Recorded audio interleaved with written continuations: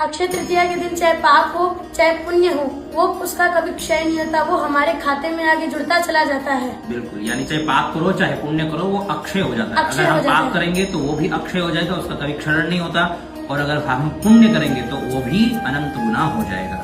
आप क्या कहते हैं? और अक्षय तृतीया को हम जितना पुण्य करें उतना ही हमारे लिए अच्छा है, और पाप करना अच्छा नहीं रहता। हाँ, क्योंकि जितना पुण्य करेंगे उतना ही हमें उसका अनंत गुना फल प्राप्त होगा। और पाप करेंगे तो फिर वैसे ही, अगर एक पाप किए तो 1000 गुना उस पाप का फल मिलता है इस दिन। अक्षय तृतीया के दिन दान पुण्य स्नान आदि करना चाहिए। हाँ, क्योंकि अगर हम कोई दान करेंगे, मान लेते किसी एक वस्तु का दान किए, तो वो एक वस्तु अनंत गुना फल प्रदान करती है। ठीक है, बाकी दिनों में हम दान करते हैं, एक वस्तु दान किए तो उसका एक ही का फल प्राप्त होता है, लेकिन इस दिन किया गया दान जप पुण्य फल आदि जितना भी है उसका अनंत गुना फल प्राप्त होता है। इस दिन किसी प्रकार का मांगलिक कार्य हो तो वो हमें इस दिन हम आराम से कर सकते हैं। ठीक है ना? और अक्षय तृतीया के दिन भगवान के दर्शन तो करना ही चाहिए, और तीर्थों में स्नान भी करना चाहिए, क्योंकि भगवान के दर्शन करने से भी जो फल है अनंत गुना फल मिलेगा। ऐसे ही तीर्थों में स्नान करेंगे तो उसका भी अनंत गुना फल मिलता है। बाकी बिहारी जी के आज के दिन ही चरण के दर्शन भी होते हैं। ठीक है ना?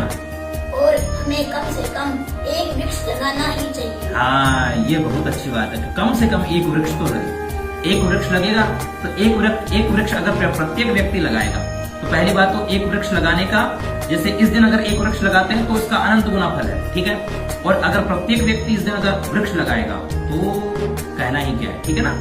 बहुत सुंदर। अक्षय तृतीया के दिन हमें जल, पंखा, चीनी, खरबूजा, तरबूज आदि चीजों का दान करना चाहिए। हाँ, इन सब वस्तुओं का दान करने से ही अच्छा है, क्योंकि ये बहुत मंगलदायक माना गया है इनको।